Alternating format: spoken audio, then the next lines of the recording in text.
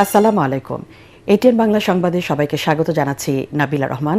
শুরুতেই BRB cables সংবাদ শিরোনাম। 4 দিনের সফরে চীনে তারেক রহমান। মালয়েশিয়ার প্রধানমন্ত্রীর সাথে বৈঠকে বন্ধ শ্রমবাজার খুলে দেওয়ার আহ্বান। মুক্ত বাণিজ্যকে এগিয়ে নিতে সম্মত দুই দেশ। রাজধানী সহ দেশের বিভিন্ন স্থানে 4 মাত্রার ভূমিকম্প। উৎপত্তিস্থল নারায়ণগঞ্জের মুর্তজাবাদ।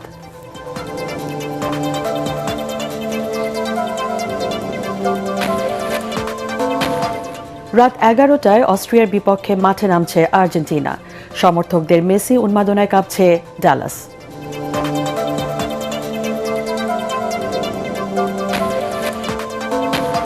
কার্যক্রম নিষিদ্ধ আওয়ামী লীগের প্রতিষ্ঠাবার্ষিকী ঘিরে আইনশৃঙ্খলা নিয়ন্ত্রণে 30 জুন পর্যন্ত 6 জেলায় সেনা মোতায়েন।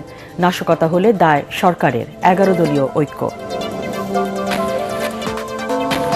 ইনুর বিরুদ্ধে মানবতা বিরোধী অপরাধের মামলার রায় 30 জুন। শাপলা চত্বরে হত্যাকাণ্ডের ঘটনায় সাংবাদিক আহমেদ জোবায়েরের সংশ্লিষ্টতা খতিয়ে দেখা হচ্ছে, চিফ প্রসিকিউটর। এবং জ্বালানি তেল রপ্তানিতে 60 দিনের জন্য তেহরানের ওপর থেকে মার্কিন নিষেধাজ্ঞা প্রত্যাহার। চূড়ান্ত শান্তি চুক্তির রোডম্যাপ তৈরিতে রাজি ইরান, যুক্তরাষ্ট্র। শুনছিলেন বিআরবি কেবলস সংবাদ শিরোনাম, এবার বিস্তারিত। মালয়েশিয়ায় 2 দিনের সরকারি সফর শেষে সন্ধ্যায় চীনে পৌঁছেছেন প্রধানমন্ত্রী তারেক রহমান। কুয়ালালামপুর থেকে প্রধানমন্ত্রী সহধর্মিণী ডাক্তার জুবাইদা রহমান ও সফর সঙ্গীদের নিয়ে বিমান বাংলাদেশ এয়ারলাইন্সের বিশেষ ফ্লাইটে দালিয়ান প্রদেশের ঝৌসুইজি আন্তর্জাতিক বিমানবন্দরে অবতরণ করে। সেখানে প্রধানমন্ত্রীকে স্বাগত জানান লিয়াওনিং প্রদেশের উপগভর্নর এবং চীনে নিযুক্ত বাংলাদেশের রাষ্ট্রদূত। চীনের রাজধানী বেইজিংয়ে তার সরকারি সফরের মূল আনুষ্ঠানিকতা শুরুর আগে দালিয়ানে ওয়ার্ল্ড ইকোনমিক ফোরামের 17তম annual meeting of the new চ্যাম্পিয়ন্সে অংশ নেবেন প্রধানমন্ত্রী। এর আগে বাংলাদেশিদের জন্য মালয়েশিয়ার শ্রমবাজার খুলে দিতে দেশটির প্রধানমন্ত্রী আনোয়ার ইব্রাহিমকে অনুরোধ জানিয়েছেন প্রধানমন্ত্রী তারেক রহমান। মালয়েশিয়ার প্রশাসনিক রাজধানী পুত্রাজায়ায় প্রধানমন্ত্রীর কার্যালয়ে যৌথ সংবাদ সম্মেলনে তারেক রহমান জানান, শ্রমবাজার উন্মুক্ত করার বিষয়টি বিবেচনার পাশাপাশি অনিয়মিত শ্রমিকদের বৈধ করা ও আটক বাংলাদেশিদের প্রত্যাবাসনের বিষয়টি উত্থাপন করা হয়েছে। এছাড়াও মুক্ত বাণিজ্য চুক্তির আলোচনা এগিয়ে নিতে সম্মত হয়েছে দুই দেশ।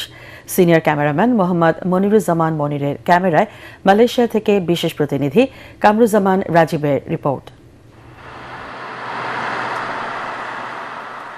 পুত্রজায়ার পেটদানা পুত্রা ভবনে বহুল আকাঙ্ক্ষিত একান্ত বৈঠকে অংশ নেন বাংলাদেশের প্রধানমন্ত্রী তারেক রহমান ও মালয়েশিয়ার প্রধানমন্ত্রী আনোয়ার ইব্রাহিম। এরপরে দুই প্রধানমন্ত্রীর নেতৃত্বে দুই দেশের উচ্চ পর্যায়ের প্রতিনিধি দলের একটি বৈঠক অনুষ্ঠিত হয়। বৈঠক শেষে যৌথ সংবাদ সম্মেলনে যোগ দেন দুই প্রধানমন্ত্রী আনোয়ার ইব্রাহিম ও তারেক রহমান। এ সময় বাংলাদেশ মালয়েশিয়ার বন্ধুত্বপূর্ণ সম্পর্কের ঐতিহাসিক গুরুত্ব তুলে ধরেন মালয়েশিয়ার প্রধানমন্ত্রী। Yes, we need the workers. Yes, also, and more importantly, we have to protect the welfare of the workers and their families. Truly appreciate the sentiments expressed in private to me and also in the bilateral meetings that we must take the lead in stopping the excesses and making sure it is transparent, meets the requirement of both countries, but must protect the interests of these workers and their families. প্রধানমন্ত্রী তারেক রহমান বাবা শহীদ president Ziaur Rahman ও মা সাবেক প্রধানমন্ত্রী খালেদা জিয়ার কথা স্মরণ করে বলেন, অতীতে তারা যেমন মালয়েশিয়ার সাথে দৃঢ়তার সম্পর্ক স্থাপন করেছিলেন, তিনি সেই পথেই হাঁটতে চান। বলেন, বাংলাদেশের শ্রমবাজার খুলে দিতে মালয়েশিয়ার প্রধানমন্ত্রীকে অনুরোধ জানিয়েছেন। শ্রমিকদের নানা সমস্যার সমাধানের বিষয়ে আলোচনা হয়েছে। Bangladeshi workers, students, professionals and entrepreneurs in Malaysia serve as an important bridge between our two countries. Their contribution benefits both our economy and society. I requested His Excellency Prime Minister Anwar Ibrahim to consider recruiting more Bangladeshi workers as well as to open labour market as soon as possible. I also raised issues relating to regularization of illegal workers and repatriation of the detained Bangladesh, if possible. We agree that recruitment should be transparent, fair and equitable, reducing intermediated and low cost for workers. Tarique Rahman বলেন, ফলপ্রসূ আলোচনা হয়েছে, দ্বিপাক্ষিক বাণিজ্যের প্রবৃদ্ধিকে স্বাগত জানিয়ে Bangladesh Malaysia মুক্ত বাণিজ্য চুক্তির বিষয়ে আলোচনাকে এগিয়ে নেওয়ার সিদ্ধান্ত হয়েছে। We also welcome the growth of bilateral trade and agree to move forward with negotiations on the Bangladesh-Malaysia Free Trade Agreement. সাংস্কৃতিক বিষয়ক সমঝোতা স্মারক সহ সন্ত্রাসবাদ দমন বিষয়ে গবেষণা ও সক্ষমতা বৃদ্ধিতে সহযোগিতা সংক্রান্ত একটি দলিল এবং বিনিয়োগ সংক্রান্ত একটি দ্বিপাক্ষিক দলিল বিনিময় হয়েছে, যা দুদেশের সম্পর্ককে আরও সুদৃঢ় করবে। Our discussions cover ICT, energy infrastructure, manpower, halal industry, agro-processing industry, education, skill development, defense, digital economy, semiconductor, and other high-value sectors. We look forward to working closely together for shared prosperity, regional peace, and more inclusive international order. এর আগে সকালে পুত্রজায়ায় পৌঁছালে প্রধানমন্ত্রী তারেক রহমান ও তার সহধর্মিণী doctor Zubaida রহমানকে উষ্ণ অভ্যর্থনা জানান মালয়েশিয়ার প্রধানমন্ত্রী ও তার সহধর্মিণী। সুসজ্জিত সশস্ত্র বাহিনীর পক্ষ থেকে প্রদান করা হয় গার্ড অফ অনার। পরে মালয়েশিয়ার প্রধানমন্ত্রীর বাসভবনে মধ্যাহ্নভোজ ও সাংস্কৃতিক অনুষ্ঠানে অংশ নেন প্রধানমন্ত্রী তারেক রহমান। মালয়েশিয়ায় প্রধানমন্ত্রী তারেক রহমানের এই সফরে বাংলাদেশের শ্রমবাজার উন্মুক্ত সহ শ্রমিকদের নানা সমস্যা সমাধান হবে বলে মনে করছেন প্রবাসী বাংলাদেশিরা। বাণিজ্য ও বিনিয়োগ সম্প্রসারণেও এই সফর গুরুত্বপূর্ণ ভূমিকা রাখবে।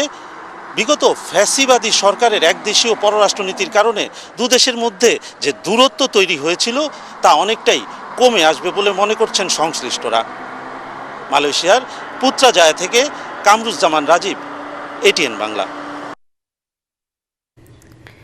ঢাকাসহ দেশের বিভিন্ন স্থানে মৃদু ভূকম্পন অনুভূত হয়েছে। সোমবার রাত 9:28 এই ভূকম্পন অনুভূত হয়। তাৎক্ষণিকভাবে এতে কেউ হতাহত হওয়ার খবর পাওয়া যায়নি। ভারতের ন্যাশনাল সেন্টার ফর সিসমোলজির তথ্য অনুযায়ী রেক্টার স্কেলে এই ভূমিকম্পের মাত্রা ছিল 4। উৎপত্তিস্থল নারায়ণগঞ্জের মর্তুজাবাদ। ভূপৃষ্ঠ থেকে এর গভীরতা ছিল প্রায় 10 মাইল।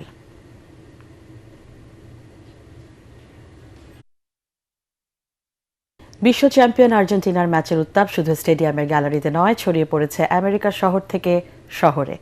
খেলা শুরুর আগেই নিউ ইয়র্কের Times square, Kansas city, Dallas কিংবা আর্লিংটন যেদিকেই চোখ যায় সেদিকেই নীল সাদার ঢেউ। গান, স্লোগান, নাচ আর উৎসবের আমেজে হাজারো সমর্থক যেন তৈরি করছেন এক টুকরো বুয়েনোস আয়ার্স। আর লিওনেল মেসিকে ঘিরে আবেগে এই উৎসব পেয়েছে ভিন্ন এক মাত্রা। যুক্তরাষ্ট্রের বড় বড় শহরে কিভাবে বিশ্বকাপ এখন রীতিমতো উৎসবে পরিণত হয়েছে দেখুন জাহিদুল আলমের প্রতিবেদনে। যুক্তরাষ্ট্র জুড়ে বিশ্বকাপের আবহাওয়া এখন তুঙ্গে। নিউ ইয়র্কের টাইমস স্কোয়ার থেকে কানসাস সিটি, ডালাস থেকে আর্লিংটন, বড় বড় শহরগুলোতে শুধু নীল সাদার উচ্ছ্বাস। হাতে জাতীয় পতাকা, মুখে প্রিয় দলের গান আর স্লোগান, সব মিলিয়ে শহরগুলোর পরিবেশ যেন মুহূর্তের জন্য বুয়েনোস আয়ার্সে পরিণত হয়েছে। উদযাপন দেখে নিরপেক্ষ ভেন্যুর চেয়ে আর্জেন্টিনার ঘরের মাঠই বেশি মনে হচ্ছে। এত সব উন্মাদনার কেন্দ্রে দ্য ম্যাজিশিয়ান লিওনেল মেসি। ৩৯ বছরে পা দিতে যাওয়া আর্জেন্টাইন অধিনায়কের এটি হয়তো শেষ বিশ্বকাপ, তাই তাকে ঘিরে আবেগও অন্য যে কোনো সময়ের চেয়ে বেশি। ডালাসের জি পেলাম এলাকায় শিল্পী হোসেমে এঁকেছেন মেসির বিশাল এক মুরাল। বিশ্বকাপ শুরুর আগেই যুক্তরাষ্ট্রের বিভিন্ন শহরে এমন উৎসব মুখর পরিবেশ ফুটিয়ে তুলেছে ফুটবলের বৈশ্বিক আবেদন। আর এই উচ্ছ্বাস শেষ পর্যন্ত দলকে আরেকটি বিশ্বকাপ শিরোপার পথে এগিয়ে নিয়ে যাবে বলে প্রত্যাশা আর্জেন্টিনা সমর্থকদের। জাহিদুল আলম, এটিএন বাংলা।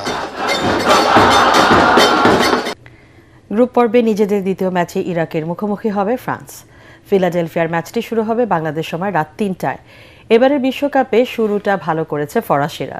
সেনেগালকে ৩-১ গোলে হারিয়েছে গত আসরের রানার্স আপরা। পরের ম্যাচ কাল সকাল ৬টায় লড়বে নরওয়ে ও সেনেগাল। যুক্তরাষ্ট্রে নিউ ইয়র্কের বিখ্যাত মেটলাইফ স্টেডিয়ামে মুখোমুখি হবে দু দল।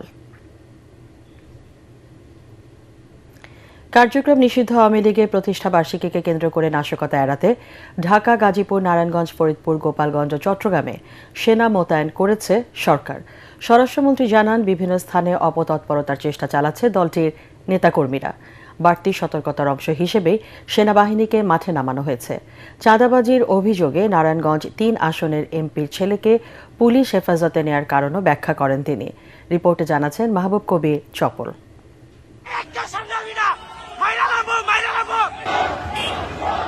আওয়ামী লীগের প্রতিষ্ঠা বার্ষিকী উপলক্ষে দেশের বিভিন্ন স্থানে ঝটিকা মিছিল করছেন দলটির নেতাকর্মীরা। কার্যক্রম নিষিদ্ধ থাকার পরও এ ধরনের পদক্ষেপকে ভালো চোখে দেখছে না সরকার। গোয়েন্দা সংস্থাগুলো সরকারকে জানিয়েছে, দলটির প্রতিষ্ঠা বার্ষিকী উপলক্ষে বিভিন্ন স্থানে বিশৃঙ্খলা হতে পারে। তাই বাড়তি সতর্কতা হিসেবে ঢাকা, গাজীপুর, নারায়ণগঞ্জ, চট্টগ্রাম মহানগর ও ফরিদপুর এবং গোপালগঞ্জ জেলায় সেনা মোতায়েন করা হয়েছে। 22 জুন থেকে 30 জুন পর্যন্ত 9 দিন মাঠে থাকবেন তারা। কার্যক্রম নিষিদ্ধ ওই যে মাফিয়া বাহিনী আওয়ামী লীগের কিছু অপতৎপরতা লক্ষ্য করা যাচ্ছে। তারা হয়তো একটা অস্থিরতা সৃষ্টির পায়তারা করলেও করতে পারে। আমরা মনে করেছি কোন কোন জায়গায় তাদের অপতৎপরতা বৃদ্ধি পেয়েছে, আমাদের ইন্টেলিজেন্স রিপোর্টের ভিত্তিতে আমরা সেটা করছি। এটা শুধু নয়, আরও কিছু বিষয় আছে, আমি এখানে এগুলো ফাঁস করতে চাই না। দেশে অস্থিরতা সৃষ্টির জন্য কিছু কিছু মহল, কোনো মহল অপতৎপরতায় লিপ্ত আছে। তো সেই জন্য আমরা অ্যালার্ট থাকার অংশ হিসেবে আমরা নিয়েছি। এর আগে 1.5 বছর সেনাবাহিনী মাঠে থাকার পর চলতি মাসের 15 তারিখে তাদের প্রত্যাহার করা হয়। পুলিশের হারানো আস্থা ফেরানোর কথা বলেছিল সরকার। তাহলে এখন আবার কেন সেনা মোতায়েনের প্রয়োজন হলো, সেই ব্যাখ্যা দেন স্বরাষ্ট্রমন্ত্রী। এখানে আস্থাহীনতার তো কোনো বিষয় নেই। আমরা সবসময় প্রয়োজনীয় ক্ষেত্রে ইনেট টু সিভিল পাওয়ার, মাঝে মধ্যে বিজিবিকে আনি, মাঝে মধ্যে সেনা সদস্যদেরকে আমরা নিয়োগ করি। এটা রুটিন ওয়ার্ক। চাঁদাবাজি সহ বিভিন্ন অভিযোগে নারায়ণগঞ্জ 3 আসনের বিএনপির এমপি আজহারুল ইসলাম মান্নানের ছেলে খায়রুল ইসলামকে হেফাজতে নেয় ডিবি। জিজ্ঞাসাবাদের পর তাকে ছেড়ে দেয়া হয়। এর কারণ জানান স্বরাষ্ট্রমন্ত্রী। নারায়ণগঞ্জ 3 আসনের এমপির ছেলের কি কোনো বিশেষ অধিকার আছে? আইনের চোখে সবাই সমান। পুলিশের কাছে বিভিন্ন রকম অভিযোগ ছিল তার বিরুদ্ধে, সেগুলোর জন্য জিজ্ঞাসাবাদের জন্য তাকে তারা নিয়ে এসছে, জিজ্ঞাসাবাদ করেছে এবং প্রয়োজন মনে করেছে তার কাছ থেকে মোসলেখা নেওয়ার প্রয়োজন নিয়ে মোসলেখা নিয়ে ছেড়ে দিয়েছে। আমরা বাংলাদেশ আরেকটি প্রদেশ করব শুধুমাত্র সনাতনীদের জন্য। একজন হিন্দু নেত্রী বাংলাদেশকে সনাতনীদের জন্য আলাদা প্রদেশ করবার যে বক্তব্য দিয়েছেন, সেটাকে গুরুত্ব দিচ্ছে না সরকার। ভদ্র মহিলা যিনি আলাদা প্রদেশ চেয়েছে বললেন, সেই প্রসঙ্গটাও এসছে। আমি বলেছি হয়তো তার স্লিপ অফ টাং হতে পারে। মাহবুব কবির চপল, ATN বাংলা, ঢাকা। কার্যক্রম নিষিদ্ধ আওয়ামী লীগের প্রতিষ্ঠা বার্ষিকীর দিন 23 জুন বিকেলে রাজধানীর বিজয়নগরে প্রতিবাদ সমাবেশ করবে জামাত নেতৃত্বাধীন 11 দলীয় ঐক্য। এতে উপস্থিত থাকবেন জোটের শীর্ষ নেতারা। তবে এই কর্মসূচি কোনো দলের বিরুদ্ধে নয় জানিয়ে ঐক্যের সমন্বয়ক জামাত নেতা হামিদুর রহমান আজাদ বলেন, জুলাইয়ে মানবতা বিরোধী অপরাধের বিচার কার্যক্রমে শিথিলতা ও ফ্যাসিবাদ ফিরিয়ে আনার অপচেষ্টার প্রতিবাদে তাদের এই কর্মসূচি। রাজধানীর মগবাজারে জামায়াতে ইসলামীর কেন্দ্রীয় কার্যালয়ে সংবাদ সম্মেলনে তিনি এসব কথা বলেন। সীমান্ত হত্যা, পুশ ইন ও কৃষকদের ধরে নিয়ে গেলেও বর্তমান সরকার বারবার কূটনৈতিক ব্যর্থতার পরিচয় দিচ্ছে। এই জামাত নেতা বলেন, 23 জুনকে ঘিরে দেশে কোনো নাশকতা হলে তার দায় সরকারকেই নিতে হবে। জুলাই হত্যাকাণ্ড যেগুলো ঘটেছে, সেই মামলাগুলো এখন এই সরকার এসে টোটাল বিচার সিস্টেমটাকে দুর্বল করে দেয়া হয়েছে। যে দুর্বলতার কারণে আজকে সেই বিচারের গতি ধীর গতিতে পরিণত হয়েছে। জাতি আজকে উৎকণ্ঠিত যে এই বিচার আসলেও দেশবাসী পাবে কিনা। গুমের দায়ে সাবেক সেনা কর্মকর্তা জিয়াউল হাসান ও সাবেক আইজিপি বেনজির আহমেদের বিচার এবং দৃষ্টান্তমূলক শাস্তি দাবি করেছেন মুন্সিগঞ্জ 3 আসনের সংসদ সদস্য মোহাম্মদ কামরুজ্জামান। ত্রয়োদশ জাতীয় সংসদের বাজেট অধিবেশনে তিনি বলেন, গুমের সাথে জড়িতদের বিচার করতেই হবে। এ সময় ভারতের সাথে সম্পর্কের বিচ্ছেদ হতে পারে না মন্তব্য করে বগুড়া 5 আসনের সংসদ সদস্য GM সিরাজ দিল্লিকে পুশ ইন বন্ধের আহ্বান জানান। হাসান, বেনজির, হারুনরা যত মায়ের বুক খালি করেছে, যতগুলো মানুষকে আজকে অন্তরের হাহাকার নিয়ে এই সংসদে আমাদের কথা বলতে হয়, এই মানুষগুলোর বিচার ইনশাল্লাহ আপনার হাত দিয়ে হবে, কারণ আপনিও একজন মজলুম। আপনারা যাকে শিলংয়ে পাঠিয়েছিলেন এটা কোনো স্বাভাবিক প্রক্রিয়ার মধ্যে ছিল না। আমরা সবকিছু যদি স্বাভাবিকভাবে নেই তাহলে কিন্তু হবে না। আমরা চাই ভারত বিরোধিতা অথবা বাংলাদেশ বিরোধিতা এগুলো না হয়। আমরা কি চাই? আমরা শান্তিপূর্ণ অবস্থান করতে চাই। সেই ক্ষেত্রে আমার সবিনয় অনুরোধ ভারতের বর্তমান সরকারের প্রতি যে আপনারা দয়া করে পুশিং বন্ধ করুন। জুলাই গণ আন্দোলনে কুষ্টিয়ায় 6 জনকে হত্যাসহ সুনির্দিষ্ট 8টি অভিযোগে জাসদ সভাপতি হাসানুল হক ইনুর বিরুদ্ধে মানবতা বিরোধী অপরাধের মামলার রায় দেয়া হবে 30 জুন। বিচারপতি নজরুল ইসলাম চৌধুরী নেতৃত্বাধীন 3 সদস্যের আন্তর্জাতিক অপরাধ ট্রাইব্যুনাল 2 রায়ের জন্য এদিন ঠিক করেন। এদিকে মতিঝিল শাপলা চত্বরে হেফাজতে ইসলামের সমাবেশে হত্যাযজ্ঞের ঘটনার সময় টেলিভিশনের সাবেক ব্যবস্থাপনা পরিচালক আহমেদ জোবায়েরের সংশ্লিষ্টতা খতিয়ে দেখা হচ্ছে বলে জানিয়েছেন চিফ প্রসিকিউটর আমিনুল ইসলাম। আরও জানাচ্ছেন হুমায়ুন চিস্তি। জাতীয় সমাজতান্ত্রিক দল জাসদ সভাপতি ও সাবেক মন্ত্রী হাসানুল হক ইনুর বিরুদ্ধে গত বছরের 25 সেপ্টেম্বর জুলাই গণ আন্দোলনে মানবতাবিরোধী অপরাধের 8টি অভিযোগ আমলে নেন আন্তর্জাতিক অপরাধ ট্রাইব্যুনাল। 1 ডিসেম্বর সাক্ষ্য গ্রহণের মধ্য দিয়ে শুরু হয় আনুষ্ঠানিক বিচার। গত 14 মে যুক্তিতর্ক উপস্থাপন সম্পন্ন হয়। সোমবার এ মামলার রায় ঘোষণার দিন ঠিক করে আদেশ দেন ট্রাইব্যুনাল। প্রসিকিউশনের আশা অপরাধ বিবেচনায় আসামির সর্বোচ্চ সাজা হবে।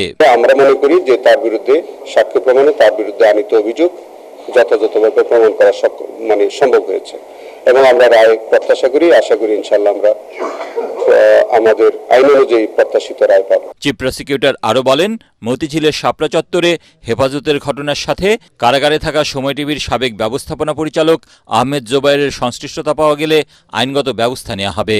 তার সংশ্লিষ্টতা আছে কিনা হেফাজতের সাথে সেটা আমরা খতিয়ে দেখছি। যদি তার সংশ্লিষ্টতা থাকে তাহলে তার বিরুদ্ধে আমাদের প্রয়োজনীয় আইনগত কার্যক্রম আমরা গ্রহণ করব। চট্টগ্রামে ছাত্রদল নেতা ওয়াসিম সহ 6 জনকে হত্যার ঘটনায় সাবেক মন্ত্রী ডক্টর হাসান মাহমুদ সহ 22 জনের বিরুদ্ধে আগামী বুধবার অভিযোগ গঠন হবে বলে আশা প্রকাশ করেন chief prosecutor. Humayun Chishti, ATN Bangla, Dhaka. অভ্যুত্থান পরবর্তী জনমানুষের আকাঙ্ক্ষা বিবেচনায় বাজেট করা হয়েছে বলে জানিয়েছেন অর্থ ও পরিকল্পনা মন্ত্রী আমির খসরু মাহমুদ চৌধুরী। তিনি বলেন, দেশের সব মানুষের কাছে অর্থনীতির সুফল পৌঁছে দিতেই এবারের বাজেট পরিকল্পনা। 2026-27 অর্থ বছরের প্রস্তাবিত বাজেট নিয়ে আলোচনা সভায় এসব কথা বলেন অর্থমন্ত্রী। তরিক ইসলামের রিপোর্ট। আপনারা জানেন রাজধানীর ফার্মগেটে এশিয়া প্যাসিফিক ইউনিভার্সিটিতে 2026-27 অর্থ বছরের প্রস্তাবিত বাজেট নিয়ে সংখ্যার সীমানা পেরিয়ে বাংলাদেশের ভবিষ্যৎ গঠন শীর্ষক আলোচনা সভার আয়োজন করে centre for governance studies CGS. আমরা জনগণকে স্বস্তি দিতে চেষ্টা করব, কিন্তু সেই সঙ্গে সঙ্গে আমরা প্রণোদনাও দিতে চেষ্টা করব। এ সময় প্রস্তাবিত বাজেটকে ইতিবাচক জানিয়ে বিভিন্ন সীমাবদ্ধতার কথা তুলে ধরেন অর্থনীতিবিদ ও ব্যবসায়ী নেতারা। ব্যবসা বাণিজ্য যদি করতে হয় তাহলে এত ট্যাক্স দিয়ে এই দেশে ব্যবসা হয়। আপনি দেখেন Laos, Cambodia, Vietnam, India, Pakistan, তাদের ট্যাক্স রেট দেখেন। সুযোগ যদি আমি সৃষ্টি না করি, আমি সহনশীল যদি ট্যাক্স ব্যবস্থা না করি, আমি যদি সহজতর না করি, কোনোটাই কাজ লাগবে না। আপনারা যদি এখনো চেক করেন, আপনারা দেখবেন আশুলিয়া, গাজীপুর এসব জায়গায় গ্যাস নাই। আবার এদিকে আমি স্বপ্ন দেখছি 6.5% GDP growth. I don't know how it could be possible. NBR যে পরিমাণ রাজস্ব আদায় করবে তার 30 ভাগ ব্যয় হবে সরকারের খালি ঋণের দায় মেটানোর জন্য, সুদ দেওয়ার জন্য। আলোচনা সভায় অর্থ ও পরিকল্পনা মন্ত্রী জানান, বিগত সরকারের দায় কাঁধে নিয়েই এবারের বাজেট দেয়া হয়েছে। বাংলাদেশের এত গ্রোথ হয়ে গেছে, এত এক্সপোর্ট হয়েছে, এইসব সংখ্যা আসলে কোনো মূল্য নয়। যদি নাগরিকদের কাছে এই অর্থনীতির সুফল লাগে, তো সবকিছু বিবেচনায় এনে আমরা কিছু কিছু এই ইকোনমিক মডেলটা, আমরা পুরনো মডেল থেকে বেরিয়ে আসছি কমপ্লিট এবং একটা নতুন ইকোনমিক মডেলে ঢুকেছি। এই মডেলটা যেটা আমি বললাম, basis of democratisation of economy. আগামী 2 বছরের মধ্যে দেশের অর্থনৈতিক পরিস্থিতির উত্তরণ ও 5 বছর মেয়াদী পরিকল্পনার কথাও জানান আমির খসরু মাহমুদ চৌধুরী। সমৃদ্ধির বাংলাদেশ আমরা দেখব। তরিক ইসলাম, এটিএন বাংলা, ঢাকা। দেশে 24 ঘন্টায় হামের উপসর্গে আরও 3 জনের মৃত্যু হয়েছে। এ সময় হাম ও এর উপসর্গে আক্রান্ত হয়েছে 1125টি শিশু। স্বাস্থ্য অধিদপ্তর থেকে এ তথ্য জানানো হয়েছে। এদিকে ডেঙ্গু আক্রান্ত হয়ে 1 জনের মৃত্যু হয়েছে। একই সময় এই রোগে আক্রান্ত হয়ে দেশের বিভিন্ন হাসপাতালে ভর্তি হয়েছেন 139 জন।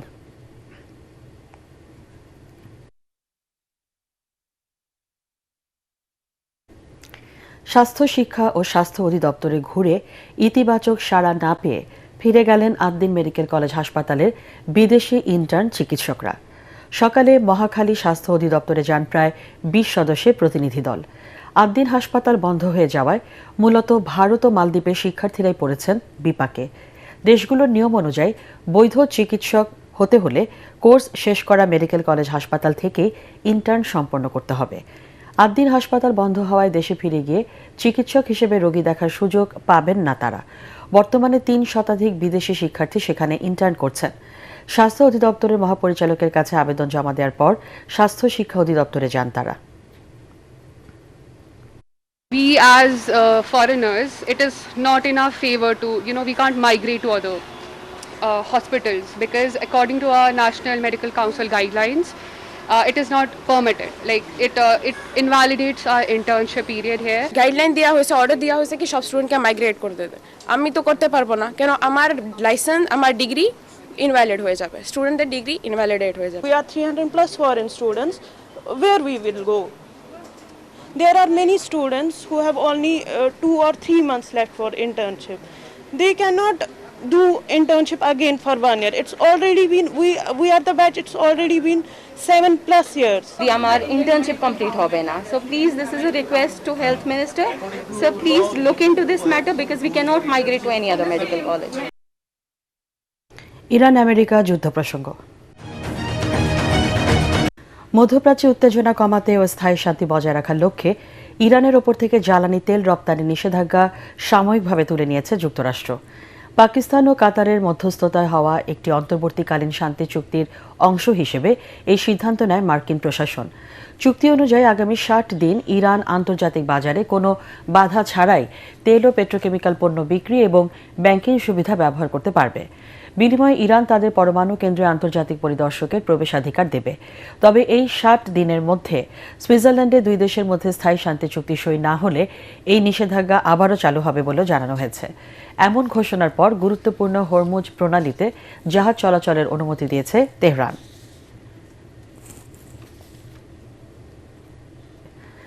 আমদানি নির্ভরতার কারণে এতদিন স্থবির ছিল কৃষিকাজে ব্যবহৃত টায়ার উৎপাদন। সম্প্রতি নতুন বাজেটে কৃষি টায়ারের ওপর আমদানি শুল্ক বাড়ানোয় এই শিল্পে নতুন করে চালু হবে এমনটাই প্রত্যাশা Bangladesh tyre tube manufacturers and exporters association BTME এর। এগ্রিকালচার টায়ার আমদানির ওপর ভ্যাট বসানোয় সরকারকে কৃতজ্ঞতা জানায় সংস্থাটি। সরকার যে সুযোগ সুবিধাগুলো দিয়েছে এই সুযোগ সুবিধার পরিপ্রেক্ষিতে আমরা দীর্ঘদিনের অব্যবহৃত ক্যাপাসিটি এটা চালু হবে এবং চালু হওয়ার ফলে এখানে কর্মসংস্থান সরাসরি কর্মসংস্থান বাড়বে। আর একজন কর্মসংস্থানের পিছিয়ে কয়টা কর্মসংস্থান আমার পূর্ববর্তী বক্তা বলেছেন। নারী উদ্যোক্তা ও ব্যবসায়ী নেত্রী সেলিমা আহমদের নামাজে জানাজা আগামীকাল বাদ জোহর রাজধানীর গুলশান আজাদ মসজিদে অনুষ্ঠিত হবে। পরে তাকে ঢাকার সাভারে পারিবারিক কবরস্থানে দাফন করা হবে। রোববার বাংলাদেশ সময় সন্ধ্যায় ব্যাংককের বামরুনগ্রাদ হাসপাতালে চিকিৎসাধীন অবস্থায় তিনি ইন্তেকাল করেন। ক্যান্সারে আক্রান্ত হয়ে দীর্ঘদিন ধরে সেখানে চিকিৎসাধীন ছিলেন। সেলিমা আহমদ দেশের অন্যতম শিল্পগোষ্ঠী নিটল নিলয় গ্রুপের ভাইস চেয়ারম্যান ছিলেন। এছাড়াও Bangladesh women chamber of commerce and ইন্ডাস্ট্রির সভাপতির দায়িত্ব পালন করেন তিনি। সংসদ সদস্য নির্বাচিত হন। সেলিমা আহমদ এফবিসিসিআইয়ের সাবেক সভাপতি ও নিটল নিলয় গ্রুপের চেয়ারম্যান মাতলুব আহমদের সহধর্মিণী। মরহুমার মরদেহ আগামীকাল ব্যাংকক থেকে দেশে পৌঁছাবে। ব্যবসার সঙ্গে সামাজিক মূল্যবোধের সমন্বয় সাধনের মাধ্যমে শান্তি ও স্থিতিশীলতা প্রতিষ্ঠায় অবদান রাখায় 2014 সালে Oslo business for piece award পান সেলিমা আহমদ। পূবালী ব্যাংক বাণিজ্য সংবাদ।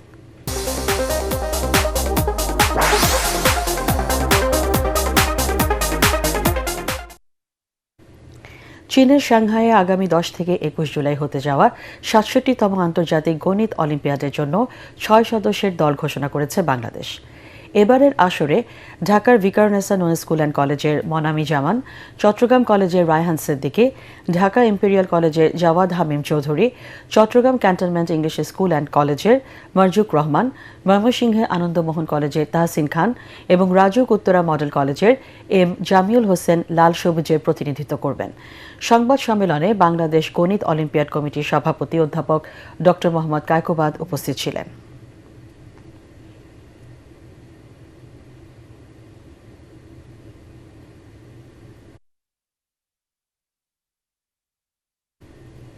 আন্তর্জাতিক সংবাদ।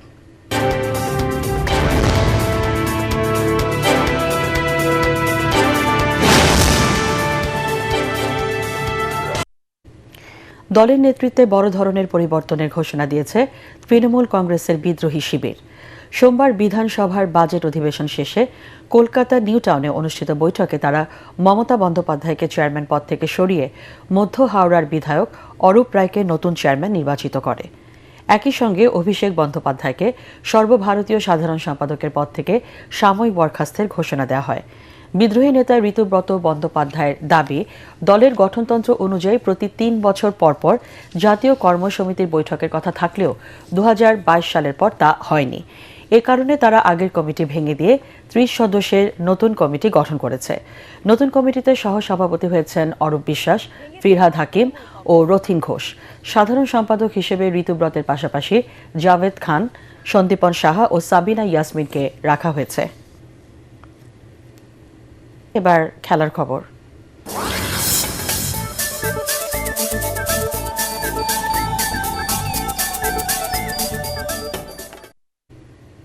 ইনজুরির কারণে জিম্বাবুয়ের বিপক্ষে একমাত্র টেস্ট ম্যাচ থেকে ছিটকে গেছেন লিটন কুমার দাস। অস্ট্রেলিয়া সিরিজে পাওয়া মাংসপেশির চোট থেকে এখনও পুরোপুরি সুস্থ হতে পারেননি এই উইকেটকিপার ব্যাটসম্যান। তার পরিবর্তে স্কোয়াডে ডাক পেয়েছেন 27 বছর বয়সী মাহিদুল ইসলাম অঙ্কন। 28 জুন হারারেতে একমাত্র টেস্টে মুখোমুখি হবে বাংলাদেশ ও জিম্বাবুয়ে। এই সফরে 3টি করে ওয়ানডে ও টি20 খেলবে টাইগাররা। অধিনায়ক নাজমুল হোসেন শান্তের নেতৃত্বে টেস্ট দলের একটা অংশ এরই মধ্যে জিম্বাবুয়ে পৌঁছেছে। বিশ্বকাপ ঘিরে আর্জেন্টিনা ও লিওনেল মেসির প্রতি ভক্ত সমর্থকদের উন্মাদনা দেখতে বাংলাদেশে ছুটে এসেছেন ভ্রমণ লেখক ও কন্টেন্ট নির্মাতা ড্যান লান্দে। রাতে তিনি ঢাকা বিশ্ববিদ্যালয়ের হাজী মোহাম্মদ মহসিন হলের মাঠে আর্জেন্টিনা ও অস্ট্রিয়ার মধ্যকার খেলা উপভোগ করবেন। এ সময় তাদের সঙ্গে বাংলাদেশে নিযুক্ত আর্জেন্টিনার রাষ্ট্রদূত মার্সেলো কার্লোস সেসা সেখানে উপস্থিত থাকবেন বলে জানা গেছে। গতকাল রবিবার সকালে লান্দে ও তার দল ঢাকায় আসে। 29 জুন পর্যন্ত তাদের বাংলাদেশে অবস্থানের কথা রয়েছে। শেষ করার আগে বিআরবি কেবলস সংবাদ শিরোনাম জানিয়ে দিচ্ছি আরেকবার। 4 দিনের সফরে চীনে তারেক রহমান। মালয়েশিয়ার প্রধানমন্ত্রীর সাথে বৈঠকে বন্ধ শ্রমবাজার খুলে দেওয়ার আহ্বান। মুক্ত বাণিজ্যকে এগিয়ে নিতে সম্মত দুই দেশ। রাজধানী সহ দেশের বিভিন্ন স্থানে 4 মাত্রার ভূমিকম্প, উৎপত্তিস্থল নারায়ণগঞ্জের মর্তুজাবাদ।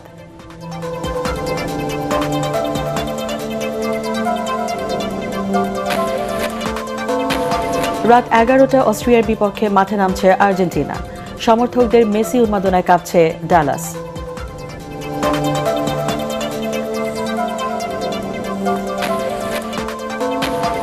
কার্যক্রম নিষিদ্ধ আওয়ামী লীগের প্রতিষ্ঠাবার্ষিকী ঘিরে আইন শৃঙ্খলা নিয়ন্ত্রণে 30 জুন পর্যন্ত 6 জেলায় সেনা মোতায়েন। নাশকতা হলে দায় সরকারের। 11 দলীয় ঐক্য। ইনুর বিরুদ্ধে মানবতা বিরোধী অপরাধের মামলার রায় 30 জুন। শাপলা চত্বরে হত্যাকাণ্ডের ঘটনায় সাংবাদিক আহমেদ জোবায়েরের সংশ্লিষ্টতা খতিয়ে দেখা হচ্ছে, চিফ প্রসিকিউটর। এবং জ্বালানি তেল রপ্তানিতে 60 দিনের জন্য তেহরানের ওপর থেকে মার্কিন নিষেধাজ্ঞা প্রত্যাহার।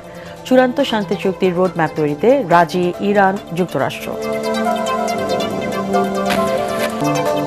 পরবর্তী সংবাদ দেখার আমন্ত্রণ জানিয়ে এখনকার মতো শেষ করছি। এটিএন বাংলা সংবাদ ইউটিউবে দেখতে ব্রাউজ করুন, youtube/ATN Bangla News।